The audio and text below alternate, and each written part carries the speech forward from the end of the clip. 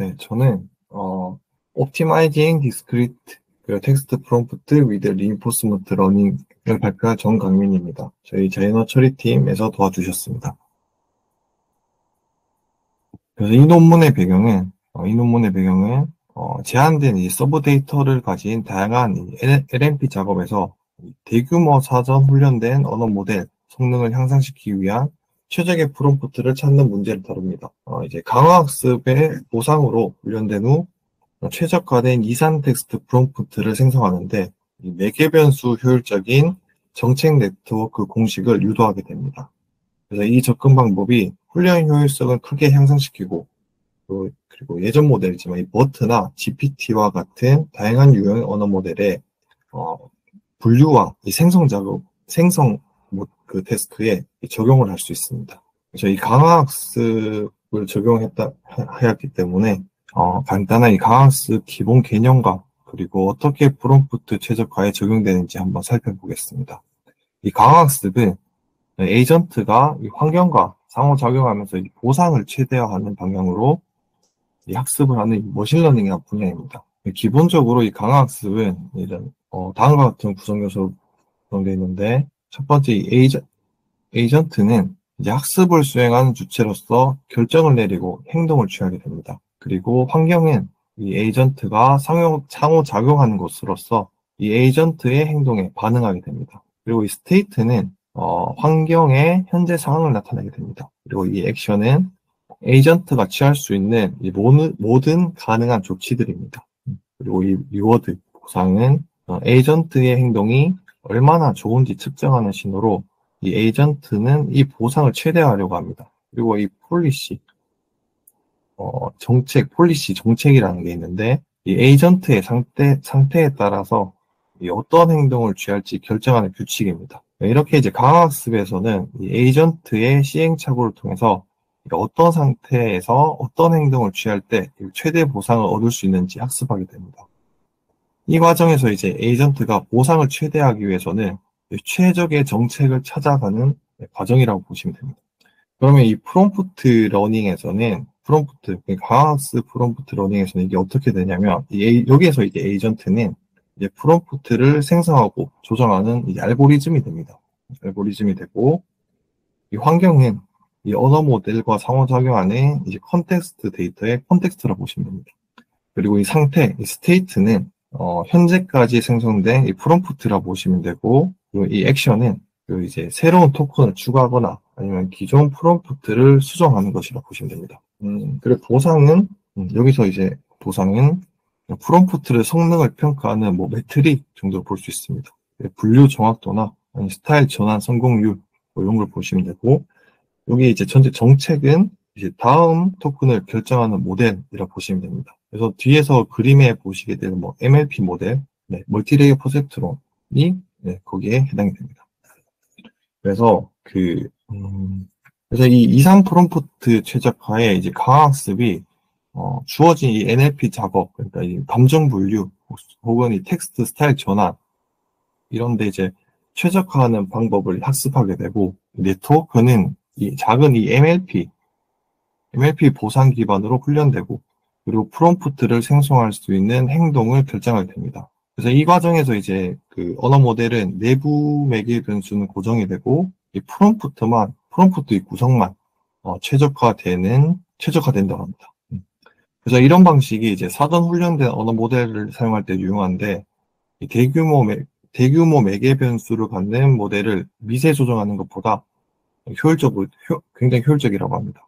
그리고 이제 강화학습을 사용한 이산 프롬프트 최적화는 매개 변수를 업데이트하지 않고, 그리고 이제 언어 모델을 특정 작업에 맞게 조절할 수 있다고 합니다. 그래서 이 그림에 보시면은 여기 이쪽 테스트가 가리키는 게 분류 태스크입니다. 분류 태스크고, 여기 이제 프롬프트가 들어가서 이 테크가 0.76의 확률로 이렇게 나왔을 때 리워드로 이렇게 멀티레이어에 들어가게 됩니다.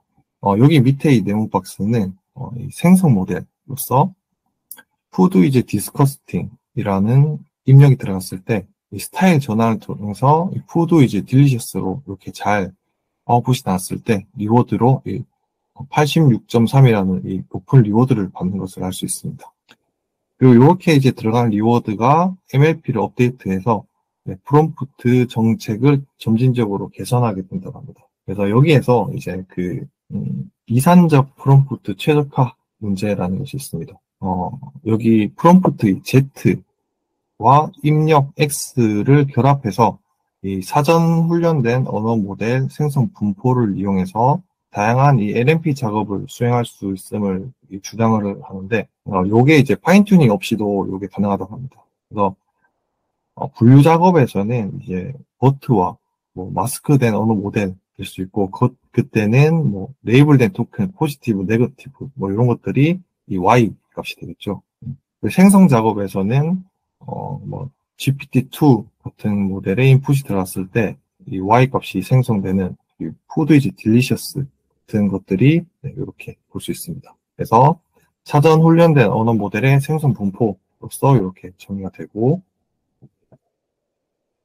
그리고 여기 이제 이 부분이 Z로 프롬프트된 X에 대한 이 언어 모델의 출력을 나타내게 됩니다. 그래서 여기에서 목표는 이 리워드 전체 이 R로 나타난 이 리워드를 최대하기 위해서 이 어휘에서 최적의 이산 프롬프트 Z 이 스타를 찾는 게 목적입니다. 그래서 여기 매트릭에서 분류 작업에서는 골드 라벨 Y 스타가 있으면은 뭐 두 개 일치하는 뭐 간단한 작업일 수도 있고, 스타일 그리고 뭐 언어 품질, 콘텍스트 보정 같은 뭐 그런 태스크에서는 좀 더 뭐 성공 기준이 좀 복잡할 수 있습니다. 그래서 이렇게 정리가 되고, 그래서 이게 이제 2, 3 프롬프트 최적화 작업을 하게 되는 하나의 공식입니다. 근데 이제 여기에서는 이제 하나의 좀 문제가 있다고 합니다. 그래서 이 Z가 만약에 이 분류 태스크면은 약간 뭐 맞다, 틀리다, 뭐 이렇게 나오면서 이런 이산적인 토큰이 기울기 최적화에 적합하지가 않다고 합니다. 그리고 이런 무차별적인 대입이 이 지수 복잡성을 가짐으로 실제적인 구현에는 좀 어려움을 가질 수 있답니다. 그래서 이전 뭐 연구하는 사람들은 인베딩 하는 방법을 이용해서 Z 기울기를 좀 근사하거나 뭐 이런 식으로 시도하거나, 아니면은 휴리스틱한 방법, 그러니까 이 사람이 작성한 프롬프트를 넣어서 조정하는 그런 방법들로 시도했었습니다. 그런데 이제 여기에서 이 강화학습으로서 이 방법을 좀 개선하려고 시도하는데, 이 프롬프트된 토큰들을 하나씩 선택해서 이 보상, 그러니까 이 앞에 리워드를 개선하는, 그러니까 최대화하는 방법을 시도하게 됩니다. 그래서 이 시간 t에서 이전 프롬프트 토큰들을 받고, 그리고 이 전체 이 정책에 따라서 다음 프롬프트 토큰 ZT를 계산하게 됩니다. 그래서 이 전체 과정이 완성하게 되면은 이 Z 해시라는 전체 프롬프트를 완성하게 되고, 그러면은 이제 작업 보상, 이렇게 작업 보상을 이 리워드로 이렇게 받게 됩니다. 그리고 그러면 이제 이 앞에 거랑 이 뒤에 수식을 합해져서 이걸 최대화하는 쪽으로 가서 새로운, 그러니까 정책을 4개 변수화한 다음에 다시 문제를 재정의하게 됩니다. 그래서 이 방법이 이제 전형적인 소프트 프롬프트 튜닝 방식과 비교했을 때, 이 언어 모델의 기울기 계산에 대한 뭐 그런 방법, 그런 접근 필요 없다, 그런 주장이 있고, 그리고 기울기 계산하는데 비용이 많이 들거나, 그리고 추론으로만 제공되는 언어 모델에 대한 프롬프트 최적화를 할 수 있다고 합니다. 여기에서는 이제 위에서 그 공식화로 인해서 이전에 행했던 뭐 프롬프트 열거, 재구성 방식과 달리 이 보상 신호에 의해서 가이드돼서 효율적인 프롬프트 공간을 탐색도 가능해졌다고 합니다. 그리고 여기에 이 부분에 태스크 스페시픽 멀티 레이어 포세트론, 이 부분에 대한 설명인데, 정책 효율적인 매개 변수화라고 합니다. 그래서 여기에 간단한 이 멀티 레이어 포세트론 계층을 적용시키게 되는데, 그래서 이 앞에서 프롬프트에서 이 Z 햇의 컨텍스트 인베딩을 추출하게 되고, 그리고 MLP 계층을 적용해서 이 적용된 임베딩을 계산하게 됩니다. 그리고 그 임베딩을 다시 헤드로 전달해서 그 다음 프롬프트에 토큰 한개를 얻습니다. 토큰 한개를 얻고, 그리고 다시 이렇게 역전파를 해서 MLP 기울기를 계산하게 됩니다. 그래서 이 작은 세트에 이 MLP, 멀티레이어 포세트론 4개 변수만 이렇게 변경하는 게 이 성능을 굉장히 높인다고 합니다.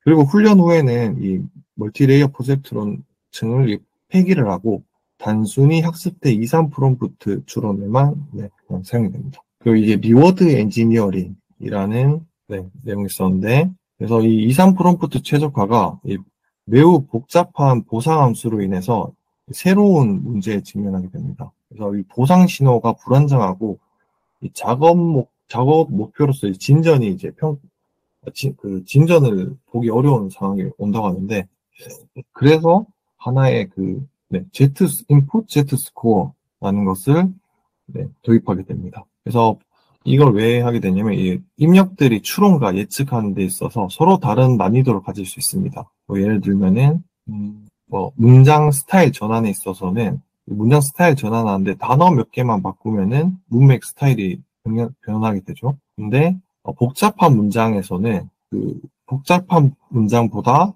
이렇게 쉬운 문장을 선택해서 단어만 몇 개만 바꿔서 좀 높은 보상을 이렇게 받게 되는 그런 맹점이 있습니다. 그래서 이제 모든 입력에 대해서 동일한 보상 척도로 이렇게 최적화하게 되면은 이 훈련 편향과 이 불안정성을 초래하게 된다고 합니다.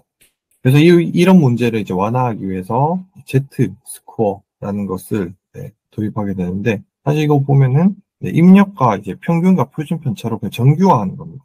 정규화를 하게 되고, 그래서 한번 자세히 살펴보면은 이 ZX로 이 프롬프트 배치를 샘플링하고 이 각 프롬프트에 대한 보상을 계산하게 됩니다. 이렇게 보상 계산하게 되고, 요 RZ는 앞에 있었던 요거의 단순한 표현입니다. 이렇게 계산하게 되고, 그래서 이제 입력 X에 대해서 이 프롬프트 Z가 받는 보상을 나타내며, 그래서 최종적으로는 이렇게 수식을 표현하게 됩니다. 그래서 이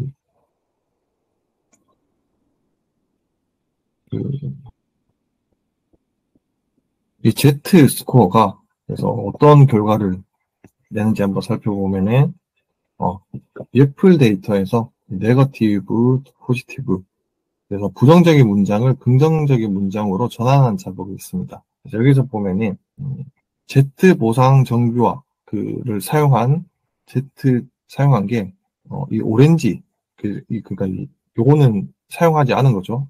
아직 사용하지 않은 거고, 요건 Z 보상을 사용한 거고, 이 보라색 사용한 걸로 이렇게 표현이 됩니다. 그리고 이 뒤에 이 그림자는 이 최대값과 최소값을 나타내게 되고, 이 실선은 평균값들을 의미합니다. 그래서 이 내용을 한번 해석하게 되면은 Z 점수 보상 정규화가 좀 더 이제 모델 성능에 기여한다는 걸 알 수 있다고 하는데, 이 보라색이 상대적으로 이 오렌지색보다 안정적인 보상 패턴을 이렇게 보인다고 합니다. 그리고 훈련 단계별로 이렇게 살짝 우상향하는 안정적인 모양을 그린다고 봅니다. 그래서 이 정규화를 통해서 모델이 더 안정적이고 일관된 학습을 수행할 수 있음을 시사합니다.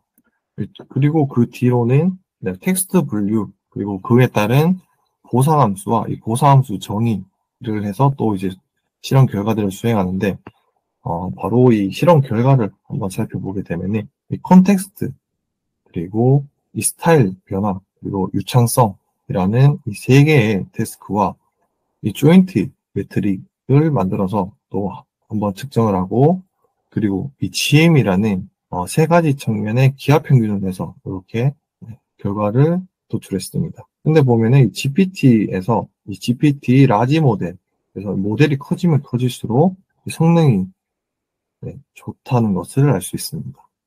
특히 GPT-2의 X 라지에서는 이 모든 면에서 뛰어난다는 걸 알 수 있고,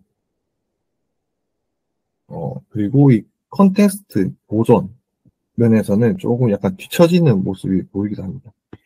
그리고 이거는 데이터셋마다 수행한 텍스트 분류 작업에 대한 실험 결과입니다. 여기서는 이제 뭐 다양한 접근 방법으로 설명하고 있는데, 파인 튜닝 방법, 그리고 뭐 수동으로 작성한 프롬프트, 그리고 인스트럭션, 그러니까 사용자가 지시한 지침을 이용한 거, 그 문맥 예시를 통한 거, 그리고 연속적인 프롬프트를 이용한 거, 그리고 블랙박스 튜닝 방법이라고 합니다. 그래서 뭐 2개, 5개, 50개 소프트 토큰으로 다양하게 구성해서 시도를 했고, 그 프롬프트 열거 방식을 사용한 뭐 최적화 방식도 있고, 오토 프롬프트, 기울기 정보를 사용해서 이 프롬프트를 최적화한 방법도 이렇게 비교해놨습니다. 그래서 이 전체를 봤을 때 강화학습 프롬프트가 압도적으로 이렇게 모든 대부분의 데이터셋에서 좋은 성능을 보이고, 이 맨 끝에 이 평균치에서도 제일 좋은 성능을 보이는 것을 알 수 있습니다. 네. 여기까지가 제가 준비한 발표입니다. 그럼 이상으로 발표를 마치겠습니다.